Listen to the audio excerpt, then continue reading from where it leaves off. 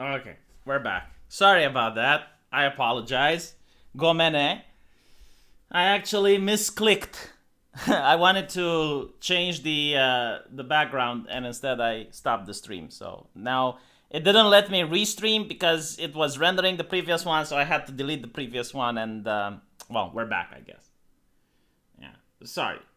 It's complicated. It's got a lot of buttons. My bad. Misclicked.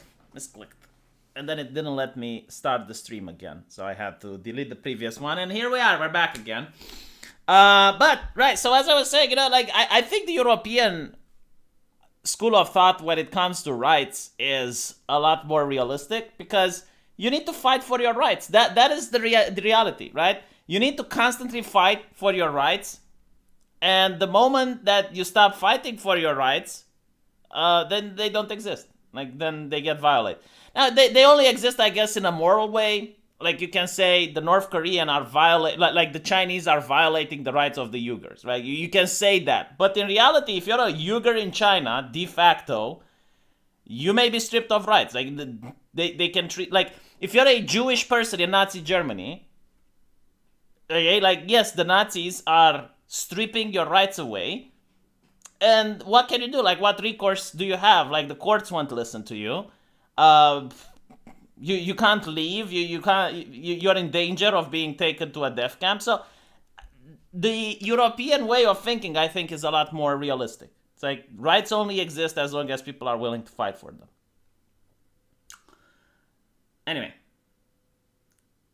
Rights are created, maintained, and dissolved by the government. No, I don't think it's the government. I think it's the people, the governed, right? So if the governed don't want something to be done upon them, then it's not going to be done upon them. The difference is, I guess, is that when you have something that you don't like, let's say a raise in taxes. Perfect example. You got a raise in taxes. And you don't like it, you hate it, right? But it exists because other people want it to exist. Like, there are people, for every law that you despise, it only exists because other people in society want that law to exist. So let me think of an example where, okay, the foundation of the United States, since we're talking about the Americans, right? The people in the US didn't want to be ruled by the Brits. So the governed didn't want British authority, so they got rid of it. They fought for it and they got rid of it. Simple as.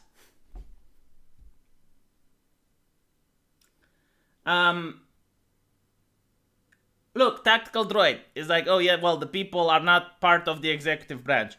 In the United States, the people wanted an end to the alcoholic prohibition.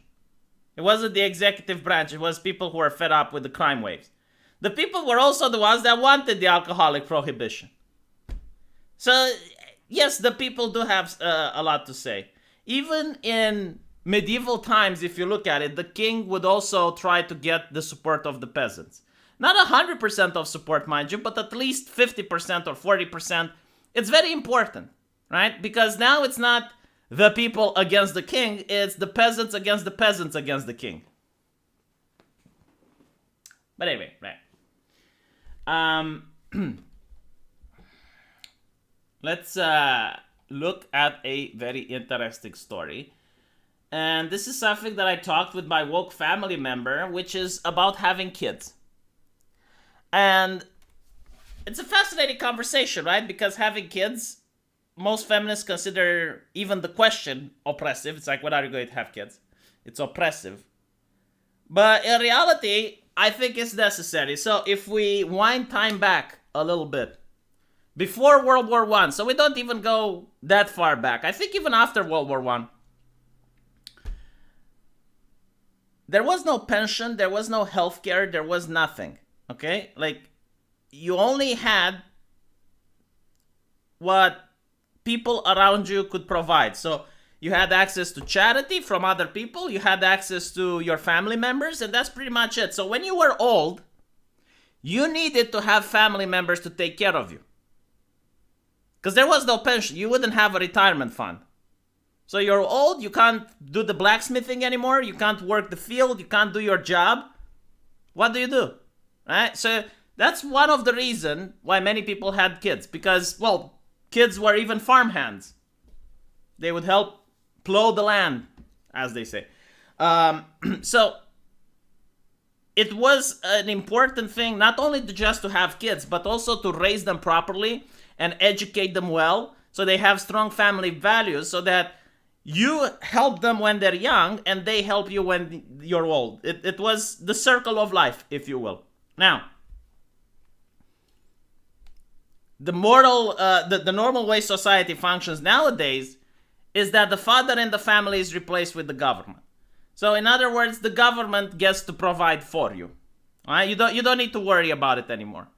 Like when you're old, the government is there for you. The government raises your kids. It helps them out in school. The government provides you with security. The government provides you with everything.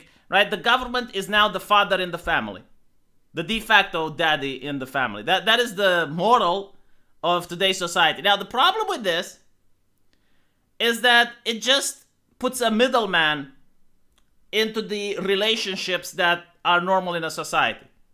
So you can think, okay, I don't need to have kids because someone else will have kids and those kids will pay taxes to the government and the government will pay me pension and they will take care of me when I'm old. And it's true. Like you can absolutely do that. You can choose not to have children because someone else will have children for you. And those children will be taxed, and those tax money are going to take care of you when you're old. Now, there's two problems with this. First of all, I don't know if you're going to be happy when you realize you're alone on Thanksgiving. I don't know if you're going to be happy when you realize you're alone on Christmas. I don't know if you're going to be happy going into an old person shelter and finding the cold embrace of some bureaucrat over there that's going to take care of you. Okay? But even then, let's assume that some people are happy with this arrangement. They don't want family, you know, and most of these people are like in their early 20s, right? So they think mommy and daddy is going to be around all the time. Reality is, like, when you become 50 or 60, most of your family members are going to pass away of old age. Like, it's inevitable, but most people don't think that far. So imagine if the overwhelming majority of people in society make the same decision, right? So not even, hold on, not even the overwhelming majority. Imagine like 30% of the people in society decide they don't want to have kids. Well, what ends up happening, there's fewer taxes, right? There's more people that want to benefit from the government to provide help for them. But now there's fewer resources going into the system, and the quality of care for the elderly is going to be diminished. The system was designed with the idea in mind that things are going to go the way they were previously, so that most people will have kids, which means that it's going to be very few old people who will benefit from going to an old man's home, from benefiting from a high pension, and so on and so forth. The reality is that the more people are making the decision not to have kids, the more resources they need, the fewer people to provide the resources, right? And the government will just say, well, we can just bring immigrants. I mean, that's fine. But when you say that, it's still someone else's kids that you're relying on.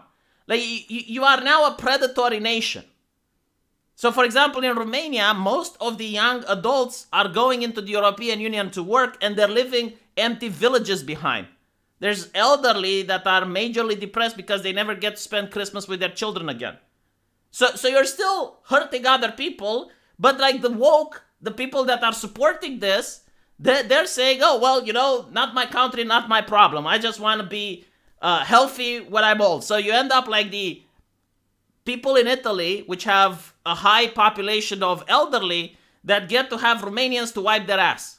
Why? Because Italy is a prosperous nation. It had the opportunity to get a head start on capitalism, has a booming economy, and because they didn't want to have kids, now they're taking people from Eastern Europe who went under socialism, using a lot of money to entice them. They're going there, and now there's an entire industry with Eastern Europeans wiping the ass of the elderly in Italy. And I can tell you that the elderly in Italy aren't happy, because I know people that actually went to Italy and worked in elder people's homes, in just their own apartments, because there's also like the thing, you can have an old person in Italy, they have a mansion, they don't have any family, and they just have caretakers.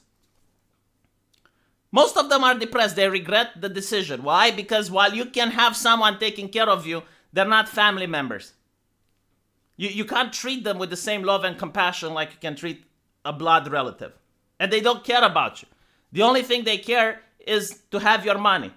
They go there, they do their job, they expect to be paid, and then they fuck off. When it's Christmas, they're not going to sit at the dinner table with you. When you're sick, the only reason they're concerned is because if you die, they might have to find another job. So this is like the actual cold hard truth, I guess.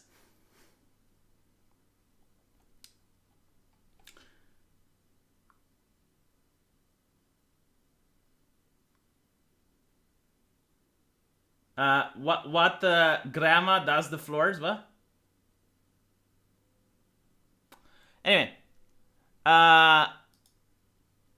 let's look at it. So, Rachel Diamond, like most of the moms at the Park Shop Cafe where we meet, is wearing a green t-shirt under a black corduroy jumper, sensible shoes, carries a smart leather bag. Okay, so she's a rich twat. Okay, Rachel Diamond, middle class, bourgeois, rich twat. That's pretty much what I got from the description. She sips out a $4 iced chai. The richness, twattiness just went up to 11. $4 iced chai. Who pays $4 for a drink? Jesus. So the 30-year one isn't a mom. She never will be. I never expected to be the poster child of sterilization, she says. On the aspiring actor's TikTok, one finds short funny videos about her job working the register at a cafe near Union Square and updates on her rescue pit bull. By the way, I noticed that a lot of these women who choose not to have kids, they infantilize animals so much. And they start to treat their cat as if it's an actual human being. It's a little bit bizarre, but okay. You know, these are the cat ladies. The cat lady starter pack. It's also interesting because most of them choose cats over dogs because a dog is actually more difficult to maintain. Like, you have to walk it, you have to put up with its moods. You need to be authoritarian with the dog because otherwise the dog doesn't respect you. And if it doesn't respect you, then it starts biting the sofa. With cats, it's not like that. Cats are like more of a roommate. So you have women that get like 65 cats. It's a little bit interesting. But anyway. So she's talking about her child-free life. They have title like Sterilization Attempt Number 3 and Being Child-Free. We do know what we are missing. It's been 5 months since she had her fallopian tubes cut, not tied. And she has 64,000 followers. So I get that some people don't want to have kids for various reasons, and that's fine. But what they're doing is they're promoting this lifestyle. Like, they want everyone else to live like they do. They want other people not to have kids. And they just don't understand the harm they're going to do to the economy. And they're going to realize it when they're old. And they want to go to an elder person's shelter, and it's like, oh, we're sorry, we have no more rooms. It's like, why not? Because it's already full. Their pension is going to go down. It's like, why am I getting a measly pension? Well, inflation. We had to print money. You know, like, but okay, fine. You know, I mean, people. It's sad that people don't get to face the consequences of what they want right away, and it's going to take years until they face it. I plan on having a family, so I don't care. You know, like, I don't want to rely on the state to give me handouts. I hope I'm not going to find myself in that position. Growing up, she says she assumed she'd have a family of her own. Then came college at Arcadia University, her political awakening. And it moved her away from her conservative roots and towards progressivism. And a therapist who she found online a few months after graduation made her realize that being spanked as a child was deeply traumatic, and that it made her fear authority figures like her father. She decides she never wanted to be one herself. Never, ever, ever. I kind of like the fact that she believes it's genetical. Like, she's going to end up as her father no matter what. Like, she can't just not spank the kid. No, she will do it. Like, she knows it. It's in her blood. She hears the calling. But imagine this, right? Imagine this. You're a beloved parent.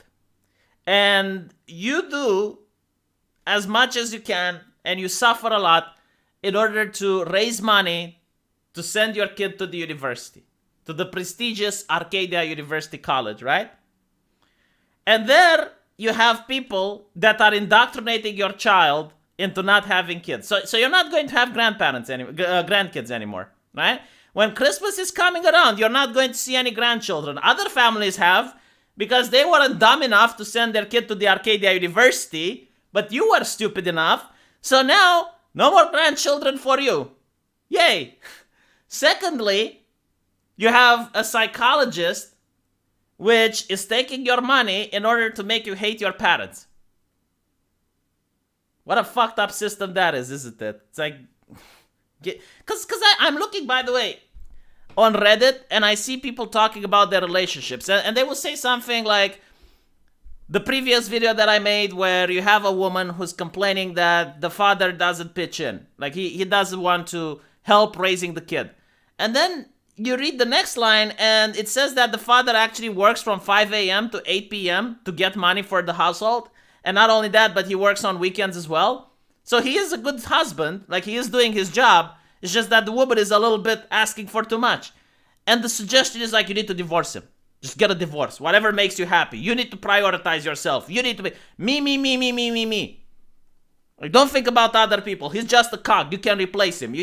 People are replaceable in the machine that we call your happiness. And if you're not happy, you kick the person out. You replace him with someone else. And that's pretty much what psychologists do nowadays. They take your money. They tell you what you want to hear. And that's it. Problem solved. This is why I, as an atheist, and I have said it several times, I support religion. I don't care if you're Jewish, Muslim, Christian, whatever, okay? Go to a priest, go to a imam, go to a rabbi. They're going to give you life advice for free, and they're not going to tell you what you want to hear. And it's not going to lead to this level of bullshit.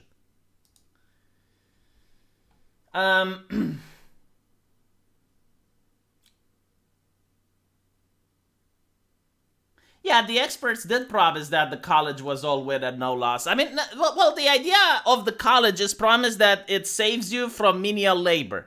That's what the college is, right? So, in order not to end up as the builder, as the plumber, as the electrician, you go to college and you get a degree in homosexuality. You become a queer gender studies, you become an expert in homosexuality, and as I mentioned before, very noble profession.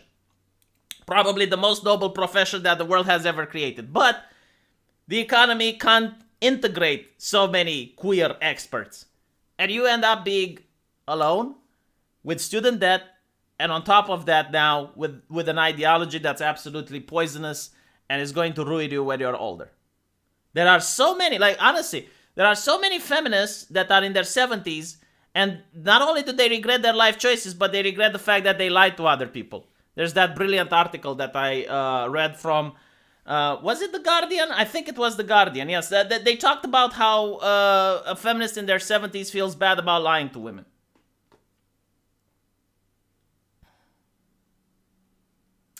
The fact that I have such high contempt for the middle class while being middle class myself reminds me when you told us about people hating what they know bad inside them. Well, I don't hate the middle class. I love the middle class. It's just that I hate the people who are posh about it. Like they go on and they buy like a $4 latte and then they demand socialism. You know, I hate the bourgeois that are socialists. Those are the ones that I dislike. It's the middle class that chants things that are harmful to the middle class as a whole. Because that's the thing, you know, like if you're a person that's middle class and you're advocating for people to have less children, then you are hurting me in extension, and you're hurting the middle class the most as well. Because poor people, they have extended families. I mean, I grew up in a poor neighborhood and people had 7, 8 kids, no problem. Rich people aren't affected by this bullshit because they have a lot of money. They can just leave the country. The people that are going to be affected by this are other middle class people, like myself. So, yeah, and by the way, there's also the thing that I don't get about middle class people, like drinking a $4 coffee cup. I mean, drinking $4 coffee, that's, come on, get the fuck out. Stop being wasteful. Be more responsible with your cash. If you have so much money, donate to charity. What's wrong with a $1 coffee? Huh? Is it poisonous? Honestly, like, I just don't get it, because I will tell you something else that blew my mind, alright? In my town, there is a quote-unquote prestigious coffee place where you can get $5 coffee. And then there is a cheaper option down the street where you can get a $1 coffee. And I went once just to see, like, what the fuck is with the $5 coffee? It was the same coffee. Literally the same coffee. Like, the only difference was the brand. But it was the exact same coffee because I saw the pack. I saw the pack where they pull out the thing and they start putting it in the machine. The espresso. It was the same coffee. So the only difference that you're paying when you're buying like a $5 cup is the brand, is to show to other people, hey, look, I got money, I'm rich, look, I have the $5 coffee. V hates the upper middle class, not the regular middle class or lower middle class. No, I don't think I have a problem with the upper middle class. I have a problem with the middle class that is progressive. And it's advocating for legislation that crushes the middle class. Those are the people I dislike and I don't understand. The people that advocate for more taxation on the middle class. I don't think I'm upper middle class, man.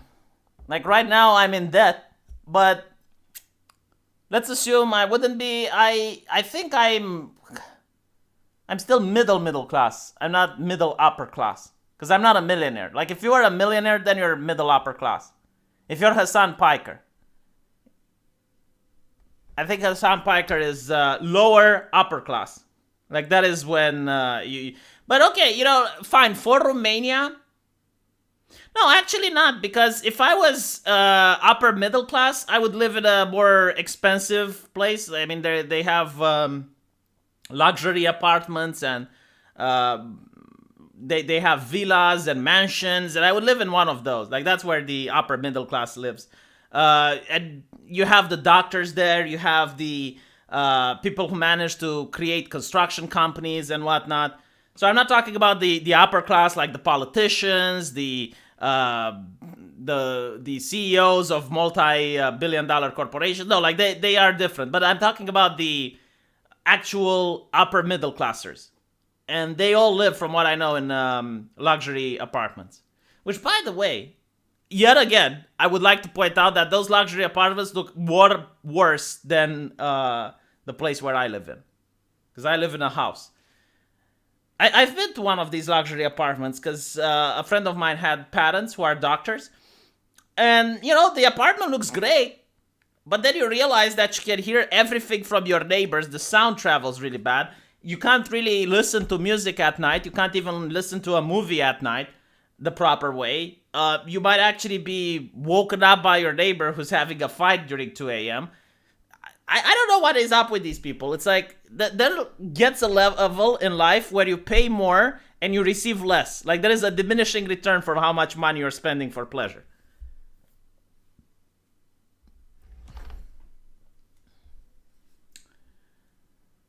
But hold on, Tactical Droid. Like, shut the fuck up. Don't you have an apartment that you rented? Aren't you bourgeois as well? Aren't you the IT guy? Like, what the fuck are you picking on me for? Yeah.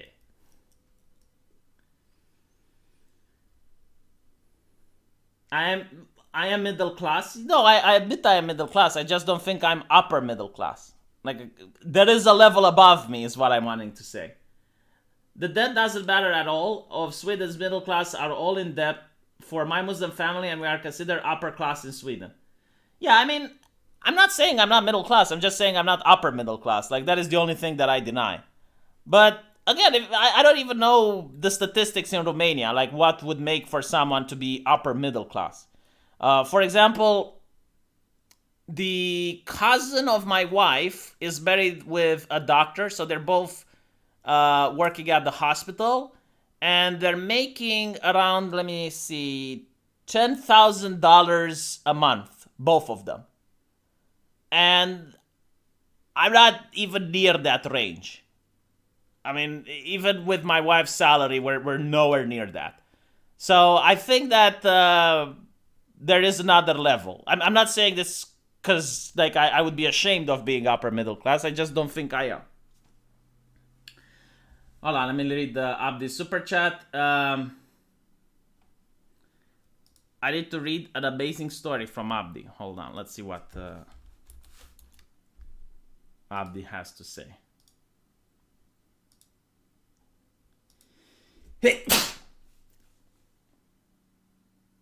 Man killed his daughter's boyfriend for selling her into sex trafficking ring, police say. I mean, dude, there is absolutely nothing horrible in modern history than selling someone into sex slavery. By the way, so I actually mentioned this, but when we were at law school, we had quite an ample amount of time dedicated to learning about sex trafficking. So we studied previous cases, we went through the methods of how people kidnap girls and they break them and they end up selling them in various places in the EU, like Italy or Spain. And then I saw the Rambo movie, which of course EFAP didn't like. Rags didn't like the Rambo movie. But I'm telling you this. They hired a team of experts that actually know about how these criminals operate, and they took that and they put it into the movie. Because, and they make it for a harrowing experience. Like, if you watch the new Rambo movie, just ignore the action and everything else. Just focus on the journey of that girl that Stallone liked. What was she? I think she was just the daughter of the person that he was staying at his farm on. I don't even know if she was family member. But the way they break her and the way they use drugs in order to get her to comply, my God, like, to me, it actually messed me up because it reminded me of so many cases that I saw in law school, and it was horrible. So, yeah, I mean, I'm looking at this article, and like, what do you want me to say that doesn't violate the YouTube's TOS? So, the father killed the 19-year-old boyfriend of the daughter for selling her into a trafficking ring. I don't even know if you can call him a boyfriend at this point. I think he's a criminal, right? Like, he pretended to be her boyfriend in order to do this. His remains were discovered in a trunk of an abandoned car. Apparently, he was dead from 2020. The father was charged with first-degree murder and is being held on a $1 million bond. Attorney information was not listed for him. So they obtained the information that her boyfriend was responsible. During that encounter, the father abducted the victim, tying him up and placing him in the trunk of the vehicle. So he got hit in the head with a cinder block. Police said after the homicide, he drove the vehicle to a remote area and he left the body inside. By the way, isn't there a thing in the United States where even if you are guilty, like even if you're 100% guilty, the jury can still say you're innocent and they let you go? Because I think like you can't do that in Europe, but in America that is a possibility. So you can have someone that is guilty beyond the shadow of a doubt. He can even confess. Like every single evidence points to the fact that he did it. And the jury can say that he is innocent and he has to be let go. Isn't that a thing in the US?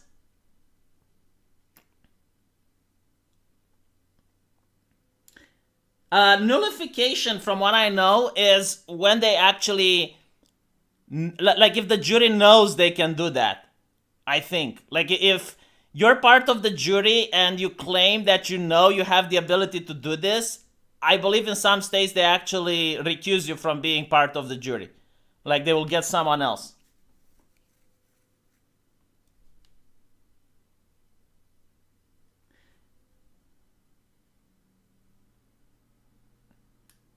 You can declare no contest and they just let you walk.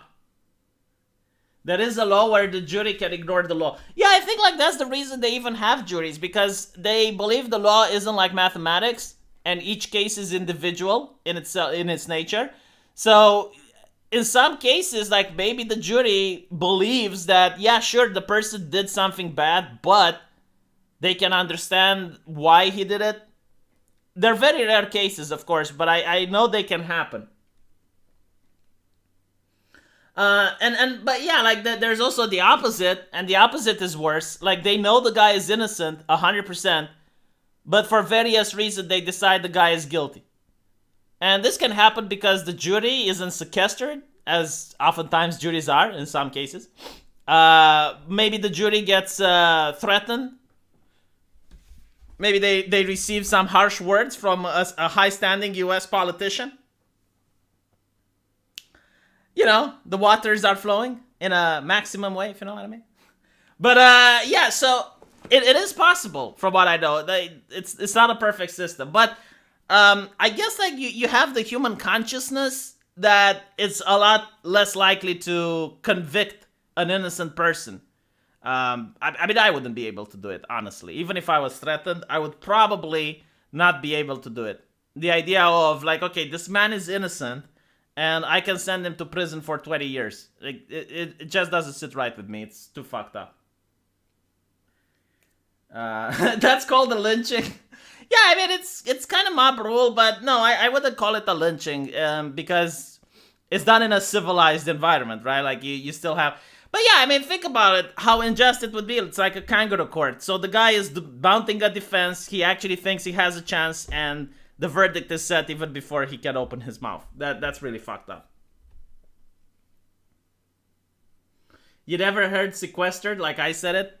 Sequestered. It's a weird word. We don't use it in Romania. In the US, the jury decides about the fact, and they can just decide that the father didn't murder this man. Yeah. That's what I say. Like, if the jury decides that, you know, like they have their room where they're talking, and they can say, look, we know he did it, but we don't think he should go to prison. So let's just say that he didn't murder the man, right? And if every single member of the jury says that, then the guy walks free. Regardless of the evidence, regardless of everything, if the jury just comes to the conclusion that, nope, he didn't do it. It's like, but you have the videotape. Look, no. I don't think so. It's fortified mob justice. Oh my god, I love the way you said it. The article doesn't say if you found the girl.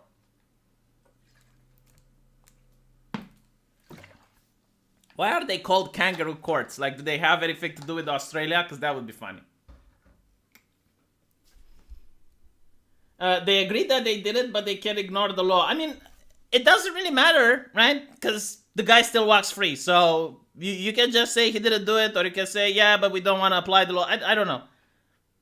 But again, you know, like if I was on that jury, I'd be like, nope, he didn't do it. It's like, but the evidence, no, I'm not convinced.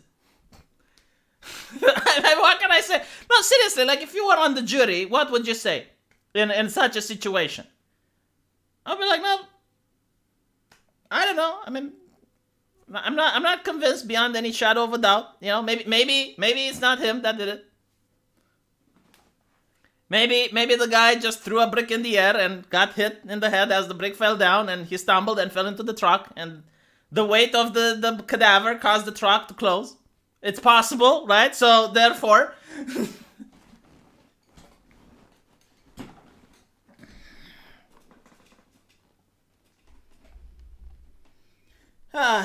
Okay. Let's go back to having kids. Why am I talking about murderers and awful things?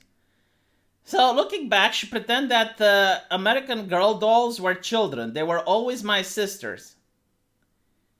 There were little things showing that I wasn't preparing myself for motherhood. I always wanted to be a mom.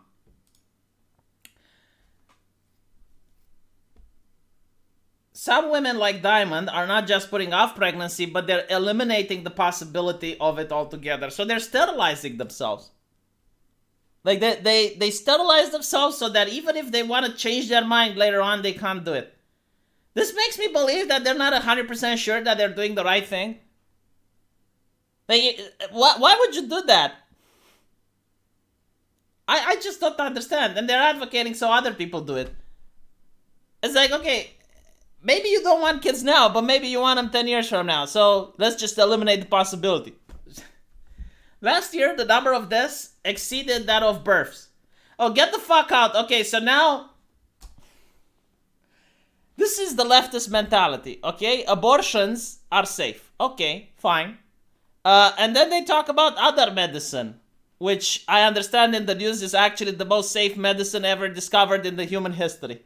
Not going to say what it is because I don't want YouTube to be upset, but you guys know the safest medicine mankind has ever created, possibly will ever create. Okay, that is safe. You know what's not safe? Giving birth. I mean, if we're talking about modern medicine, if you're pregnant and you're a conscientious mother and you generally care about your health, you're going to go to the doctor at least twice, and they're going to use ultrasound in order to check your pregnancy, and they're going to make sure there's no complication. And then when you give birth, you already know, so you have the opportunity to go to the hospital. There is such low risk when it comes to giving birth if you're in a first world nation with access to medical treatment. That there is... dude.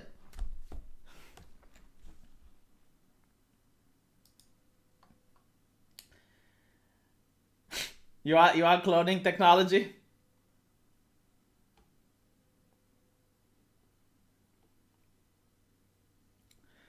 Anyway, where is it? So they say that the number of deaths exceeded that of births in 25 states, up from 5 years before. The marriage rate is also at an all-time low. You know, I'm not going to blame the women for the... Well, actually, no, hold on. It's also the women's fault for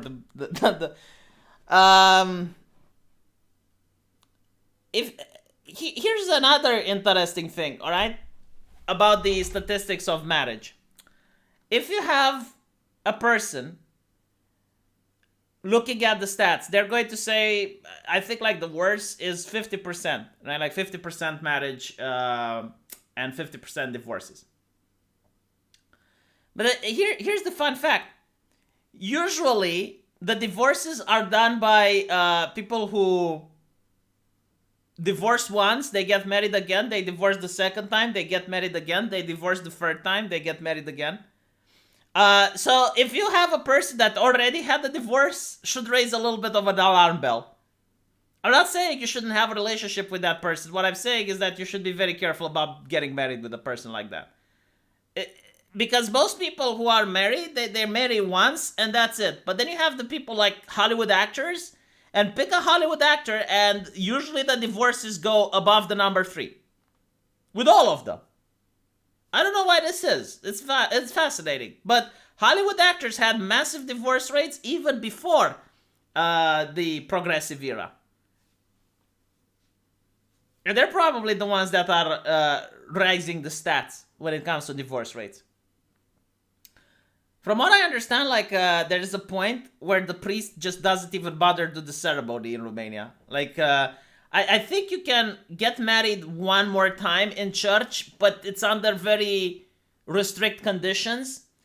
So, for example, your wife dies, okay? Like, she dies of cancer or something. So you get married again. Like, that is fine. Or there's a couple of ways that the church kind of allows for a divorce. I think it's if she can't have children or you can't have children. Anyway, the main point is that they will do a second ceremony, but after that they don't bother. So even like if you have another reason after the second time, like they don't do the third. I'm curious if it's the same with Catholics though. Like, can you get married in a Catholic church after a divorce?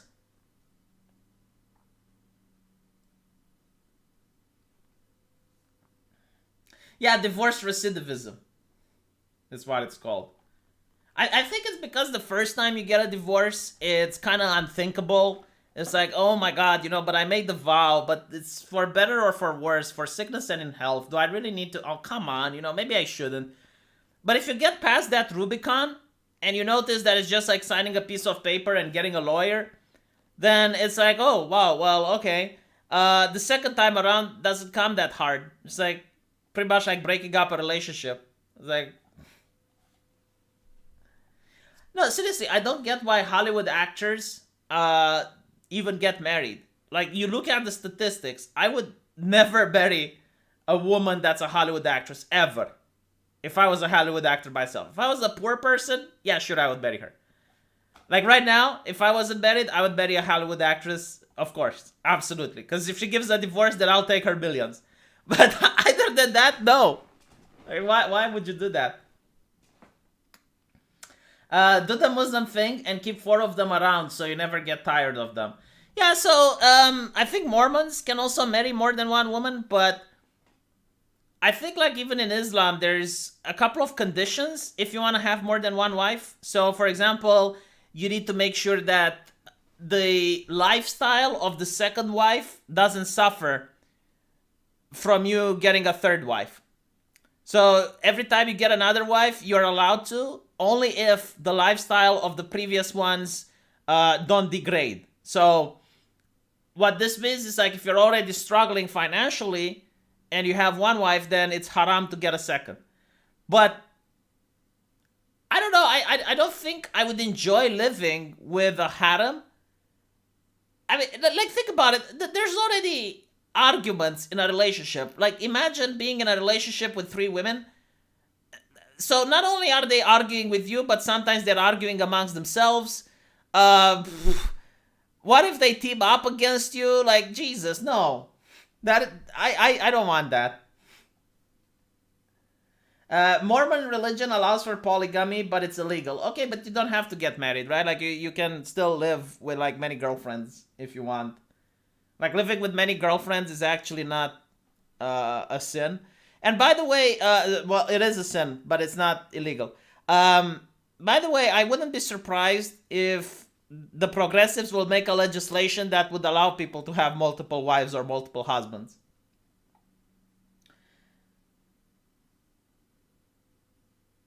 They'd gang up on you. Yeah, I think they would gang up on you. What if the 3 women were mute? Oh my god, no. Then they would do the hand jutsu every time you piss them off. Once it happens, twice it's a coincidence, 3 times it's demonic action. Just curious, what do you think is bad about a divorce? Is it the hypocrisy that it's for life? Okay, so the bad things about the divorce are several. The first one is that you took a vow. For better or for worse, sickness or in health, okay? Like, no one constrained you to take that vow. So you choose, you want to do it, right? You make a vow and then you decide to break it. So basically nothing is sacred for you. You're a person without honor. Like, why should anyone trust you ever again? Why should you trust a person that gave a vow in front of God and in front of the law and then just broke it? Okay, so it's an untrustworthy person. That person and Vosh are literally the same. Secondly, it's bad for the children. I mean, it's very traumatic for kids. So you're putting your needs in front of their children. Your parents didn't do that. Okay, your parents raised you up well. Your parents cared about you. Your parents sacrificed. Why can't you do the same? Why do you have to degrade what your parents did for you? Why are you so selfish? Okay, so that's the second. The third one, a lot of people do it because of greed and financial incentive. So it goes to show that yet again, you're a piece of shit because you're only thinking about money. It's like, oh, so I can get a divorce and I can get more money than I had before. And then I can get child support and I can get the alimony or whatever. Horrible, right? So people who divorce, unless they have specific reasons like infidelity, domestic abuse, like things like that I would understand, they're usually bad people. Seriously, they're bad people. I don't know how else to say it. They're untrustworthy, their word means nothing, they don't care about anyone else besides them, they're vain, they're selfish. And they're bad parents.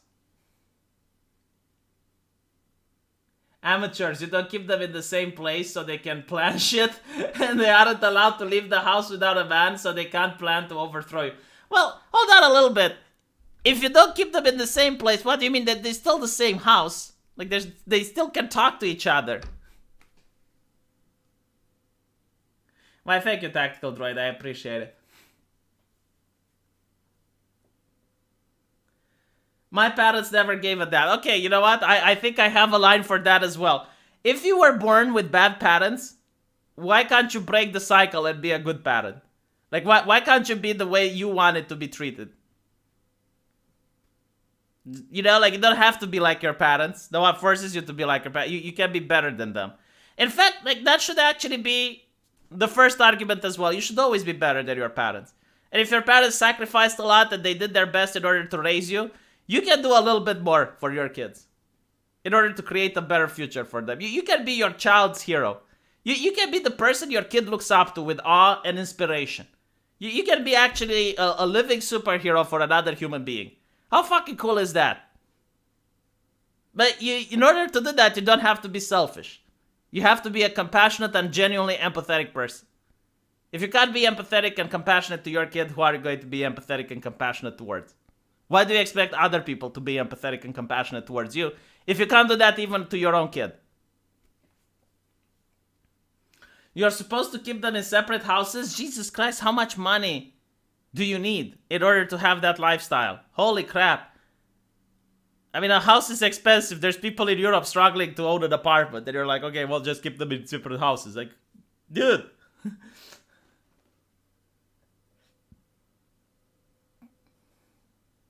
I'm breaking the cycle as being a parent too. I'm trying not to treat them like shit like I got. Yeah, I mean, you know, like, I don't think there's such a thing as a perfect parent. So most kids, they're subjective and they will look at their childhood and complain about how they were raised for various reasons. But, like, you can try not to repeat those things.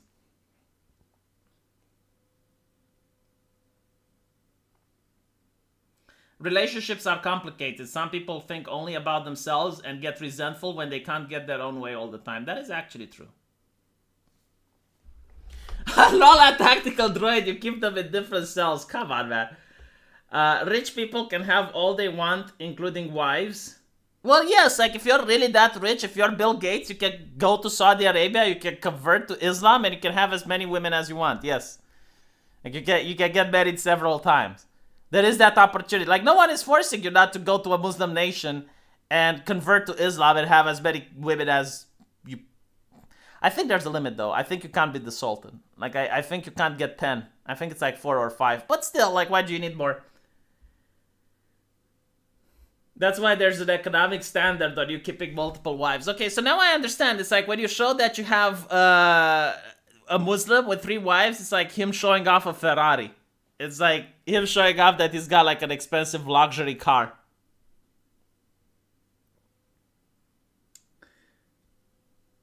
My cab driver in Jordan had 2 houses, 2 wives, both houses nicer than mine.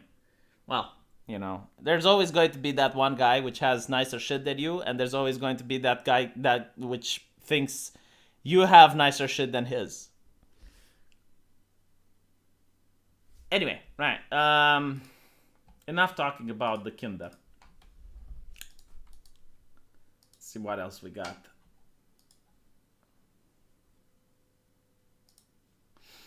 So, apparently this happened. Why is there a white guy playing an Egyptian? Please tell me you're joking. That is Rami Malek. He is Egyptian. So, I find it fascinating that we live in a society where if a black actor plays the role of a historically white figure, so you have a black woman playing the role of a white British queen, that is progressive as fuck. I mean, that is the way to the future. That will help our nation build rockets that will rival the hypersonic rocket of China. That's how you go there. That is how you push towards progress. But if a white actor plays something that's not white, then the progressive bring up the 23andMe test kits. They become the Nazis. They bring forth the head measurements. They count the dimples on the skull. They make absolutely sure that the guy has the correct heritage, the correct pedigree, that the parents fucked properly, that at least 5 generations were Egyptians. Also, the same people who are championing diversity have no fucking clue how Egyptians look like. Like, they really do not know. I mean, so much can be unpacked into this. It's insane.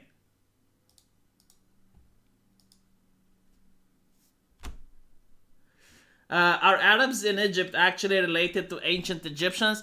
Probably not. I mean, I don't know. But the thing is, weren't the Greeks and the Romans invaded Egypt? Which means that there would be lighter skinned people because of that?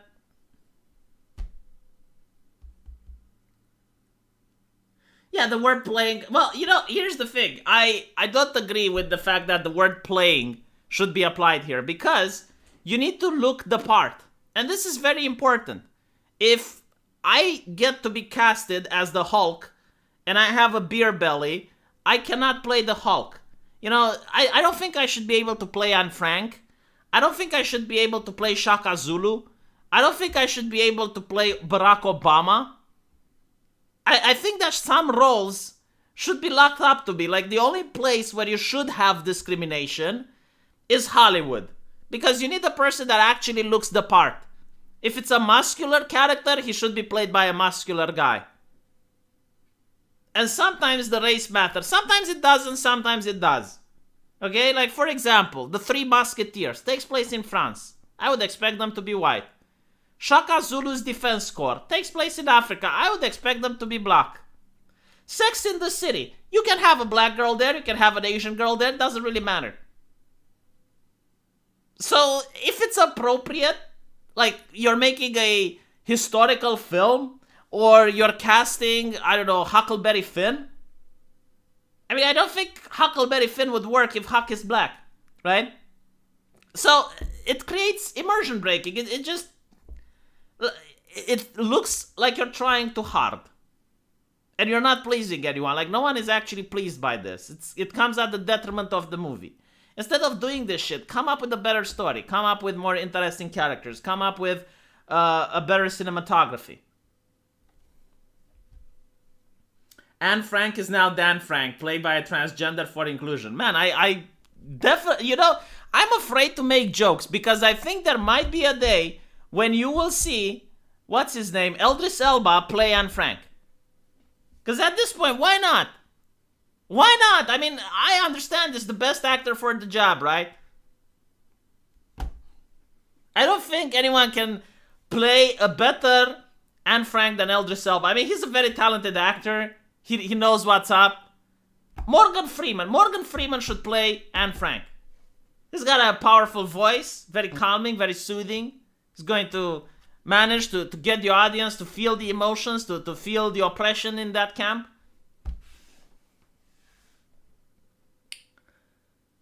D'Artagnan is a Gascon, and that made him dark-skinned. Like, there's a difference between being dark-skinned, like an Italian, or being dark-skinned as, I don't know, Shaka Zulu. It's still immersion breaking. I would probably go see that movie as well, Solid Slug. Abdi Muhammad wants to play Anne Frank. No, Abdi Muhammad, if the role is taken, it's taken. But you can play Hitler. You can be Hitler. You can be commander of the Third Reich. Egyptians are only 17% Arab. Well, I don't really know how Egyptians used to be back then, because it's still called Egypt, right? But we're talking about a nation that is one of the oldest places on Earth. So, if you're talking about, like, the pharaohs, I mean, that's like 2,000 years before Christ. I don't know how the people look like, and you know what? I don't even care. To be honest, when it's about Egypt, if you show me black people in Egypt, okay, I don't mind. It's like, right? If you show me what, it's not immersion breaking. To me, at least. Although I think they shouldn't look like sub-Saharan Africa either. Like, they should look more brown, I would imagine. But, you know, whatever. The black area. Yeah, for those of you who don't know, Abdi Muhammad is black, which is why I made the joke about Black Hitler. And all jokes aside, you know, in what was it, Battlefield, the one with or was it Call of Duty? So I forgot which one. It was either Battlefield or Call of Duty, but they would allow you to customize your soldier, and you could play a black woman in the SS division. Like, unironically, you could have like a black woman that's part of the Nazis. Now, fun fact, and I don't know how many people know about this, but the Nazis didn't got around to persecute black people as much. I mean, yes, they stigmatized them. Yes, they didn't like them. But they were more busy persecuting the Jews and persecuting the gypsies and what they considered to be sexual deviants. And when it came to black people, I don't know, like, if the Germans actually got around persecuting them. Please correct me if I'm wrong. Like, I'm really curious how the Germans actually viewed black African Americans. Because from what I knew, is like when they took war prisoners, they had various camps set for them. So they had like a camp for the commissars, which was a camp with a very high death rate. They have a camp for the Russians, again, very problematic. And then they had the more decent camps for the British and the Allies. And I think black people in Germany, they would have been sent to the same camps with the Allies.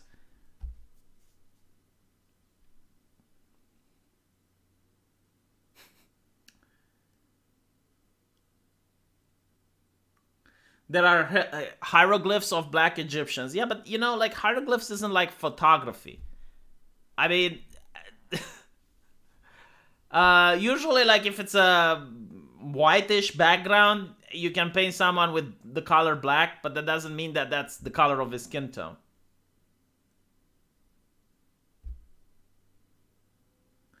I know they had a bunch of foreign SS divisions. In fact, they had the Muslim, like, Arabian slave division. Well, SS division, not slave division. But yeah, they had Arabs in the SS. I mean, Hitler and the Grand Mufti had a very good relationship at the time. He actually funded what would later be called the what was it? The Brotherhood, the not the Islamic Brotherhood. I think it's the Islamic Brotherhood, yeah. And then the Americans funded it during the Cold War, and then they managed to take over Egypt.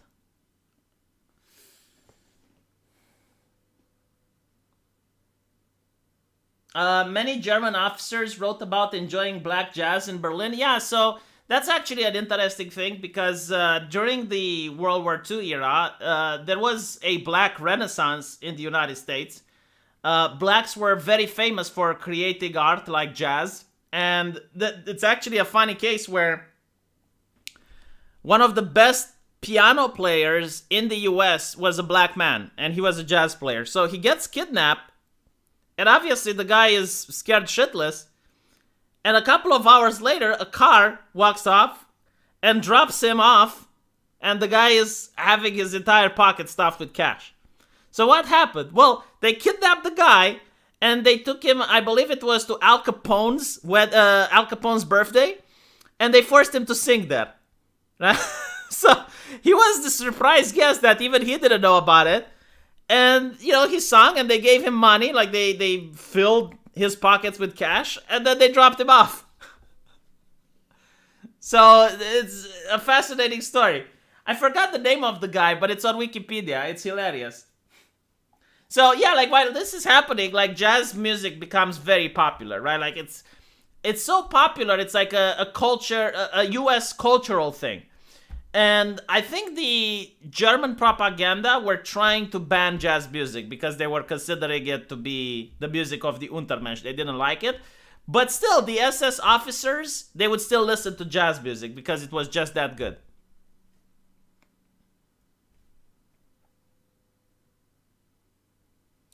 Pretty sure jazz was a psyop. ANCAP agent knows more about it. I don't understand what a psyop would be with jazz music. All I know is that I actually enjoy listening to it. I mean, it takes talent to play that type of music. So I really, especially on Christmas, I enjoy listening to jazz songs. I am a little bit upset that that type of music has gone away in the most part.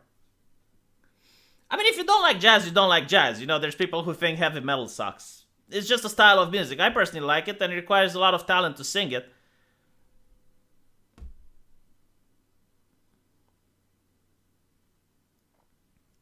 Let's see. We got 1 hour. Okay, I think I'll stop now, and I'm a little bit sorry that today wasn't a little bit more interesting. Maybe we can play some games later on, some Back for Blood or something, and yeah, I'll try to make tomorrow's stream a little bit more lively and more interesting. It's just that I'm completely tired today. I've been up since morning, and I'm a little bit under the weather as well. But thank you guys for the comments. Thank you for the super chats. I really appreciate it. And I'll see you